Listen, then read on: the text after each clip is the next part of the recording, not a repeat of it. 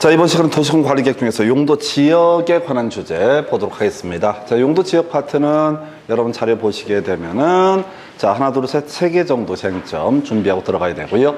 용도 지역에 따른 건축물로 용도 제한 문제는 손을 댈 수가 없으니까 맑은 정신으로 그냥 볼펜 굴려서 찍는 게 제일 좋겠습니다. 해서 일단은 자, 다른 도시공 관리 계획과의 관계 때문에라도 또 용도 지역 얘기를 해야 됩니다. 그래서 용도 지역 21개 중에 하나의 등급을 매겨서 건폐율과 용적률과 용도 제한, 그 밖에 간접적으로 높이 제한 등을 규제하기 위한 것이 바로 이름하여 용도 지역이라는 개념이 되게 됩니다. 해서 용도 지역 관련해서 이렇게 이제 전제를 해야 되겠고요. 자, 일단은 용도 지역은 크게 자, 도시 지역, 관리 지역, 농림 지역, 자연환경 보전 지역 등으로 대별해 볼 수가 있다. 해서 학교론 파트에서 잊어버릴 만한 출제가 되고 있죠. 그래서 도시지역, 인구산업에서 개발하기 위한 땅으로서 16개로 대별을 해보게 됩니다. 해서 주상, 공록 등 16개가 나눠지게 될 테고요. 자, 관리지역, 이름 외워두셔야 됩니다. 계획관리, 생산관리, 보전관리에서 계생보라고 하는 것이 하나의 이슈가 되게 될 것이다. 계생보라고 해서 자, 계획적 관리 등이 필요한 지역, 계획관리. 자, 농림지역에 준해서 관리가 필요한 지역, 이걸 우리가 생산관리, 그 다음에 자연환경 보전적으로 지정해서 관리하기가 곤란한 지역에 대해서 보전관리 해서 계생보 중에서 이 보전관리가 가장 규제가 세다 이래 봐야겠고요. 농림지역, 농림업의 진과 산림보전이고요. 자연환경 보전지역은 보전하고 보육성이라고 되어 있습니다. 우리 학개론 파트에서 28회 때가 나왔던 주제죠. 자연환경 보전지역은 도시지역 중에서 보전하고 보육성에서 틀리게 나왔던 바가 있습니다. 그래서 도시지역의 일부가 아니라 바로 도시지역에 대응하는 용도적 중에 하나가 자연환경 보전지역이다. 이렇게 해석을 해야 될 것이고요. 그리고 나서 지금 이제 도시 지역의 세분이라고 해서 하여튼 계속 지겹게 가셔야 돼. 왜 나중에 건축법 할 때도 계속 이슈가 되게 되는 것이 도시 지역의 세분이라는 개념 그냥 깔려 있습니다. 예를 들어서 나중에 건축법에서 그런 얘기 하죠. 분할 제한 면적에서 주거적 60, 상업적 150, 공업적 150, 녹지 200이라든가 공개 공지 설치 대상 지역에서 상준 1주에서 상업적 전부라고 하는 거, 준주거, 준공업, 그 다음에 일반 주거적 등에 대해서 공개 공지를 설치를 하도록 한다라고 하는 거, 이런 것들이 건축법에서 주요 이슈가 되게 되죠. 그래서 먼저 주거지역 전일준 이렇게 가면서 자, 전용 주거지역은 1종과 2종, 일반 주거지역은 1, 2, 3종, 준주거지역까지 이렇게 6개로 나눠보죠. 그래서 1전단, 2전공이라고 해서 1종 전용 주거지역은 단독주택 중심이 될 테고요. 2종 전용 주거지역은 공동주택 중심. 이걸 왜 그러니까요?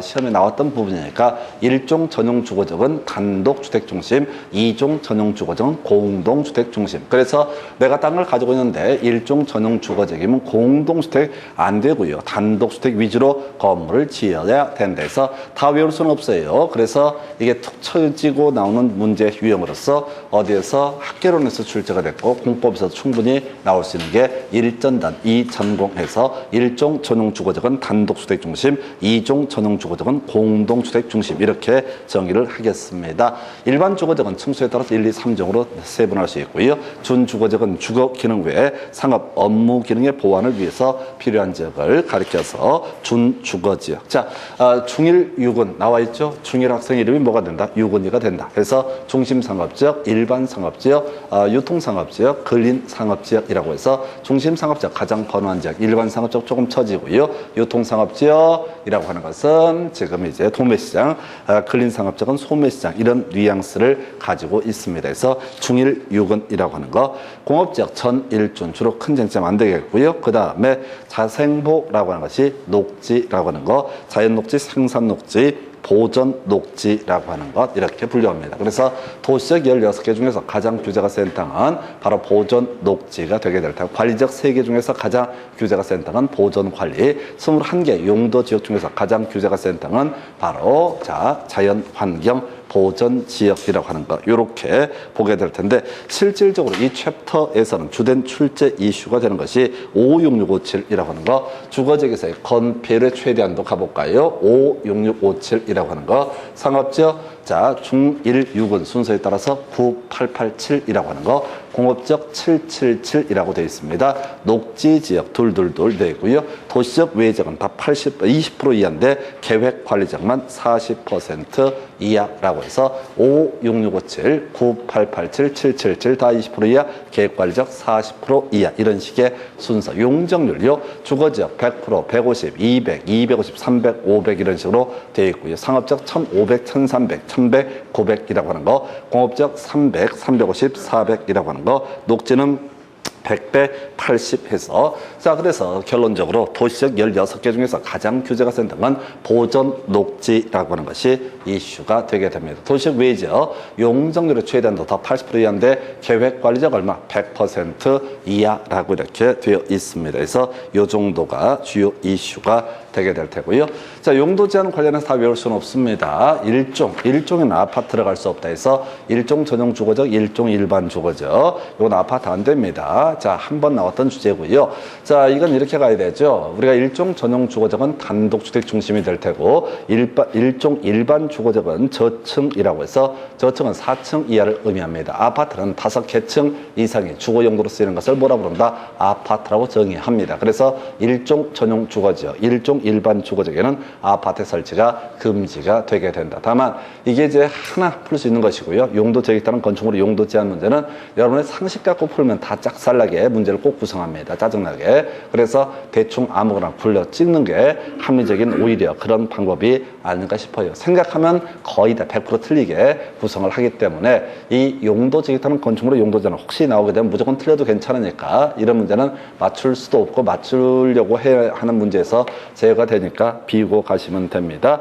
자, 그래서 지금 이제 미지정, 미세분 지역에서의 용도 제한 등 자 보게 되면은 자 용도지역이 정해지지 않게 되면 가장 규제가 센 자연환경 보전 지역에 관한 규정을 적용한다. 도시지역이 세분되지 않게 되면 보전 녹지역, 관리가 세분되지 않게 되면 보전 관리에 관한 행위 제한 규정을 적용한다. 해서 요즘엔 좀 출제가 뜸한데요. 과거에 유행했던 문제. 자, 이 중에 답을 뽑을 때는 관리 지역이 세분되지 않았을 때 보전 관리 해서 옳은 것을 고르시고 답을 뽑거나 관리 지역이 세분되지 않았을 때 생산 관리, 계획 관리라고 해서 틀린 것을 고르시고 답을 뽑거나 해서 이게 법조문 순서상 관리적이 세분되지 않았을 때 보전 관리 이게 이제 제일 뒤에 있다 보니까 과거에 유행했던 주제. 자 그런데 지금 이제 하나 딱 체크해 놓을 게 있죠. 해서 용도 지역이라고 하는 거 원래 지정 변경할 때 도시공 관리계획 입안 결정 과정에 따라서 용도 지역을 지정을 하게 됩니다. 자 그런데 우리 법에서는 용도적 지정 절차에 있어서 입안 결정 과정에 있어서 일정한 특례를 규정해 놓은 경우도 있습니다. 자 우리 시험용으로 자 최근에 다뤄진 주제는 저거밖에 없어요. 자 완료라고 하는 거 완료됐을 때 환원되지 아니한다. 그래서 이도 저도 싫으면 무조건 외울 게 뭐라고요? 환원되지 아니한다. 이게 도시개발법 그 다음에 국토개법 두 군데서 나옵니다. 의미고 지랄할 필요 없어요. 아무리 설명해봤자 어차피 또 돌아서면 잊어버릴 거니까 외울 게 뭐라고요? 환원되지 아니한다. 근데 이게 문장이 엄청 깁니다. 엄청 길기 때문에 2줄 반이 된다고. 그러면 앞에서부터 읽게 되는 순간 게임 끝나버립니다. 개념은 이런 식이에요. 자, 어떤 지역이 택지 개발 사업 하기 위해서 택지 개발 지구를 지정하면 개발할 수 있느냐? 예, 만약에 용도지역이 도시지역이 아니면 개발할 수 없습니다. 그래서 우리 법에서는 택지 개발 지구는 특별히 도시 지역으로 결정 고시된 것으로 본다라고 특례 조항을 뒀어요. 그럼 이 택지 개발 지구의 운명이라고 하는 것이 이렇게 가게 되죠. 택지 개발 지구 운명이라는 게 사업이 다 완료가 되는 것이 하나의 이슈가 되게 될 것이고 중간에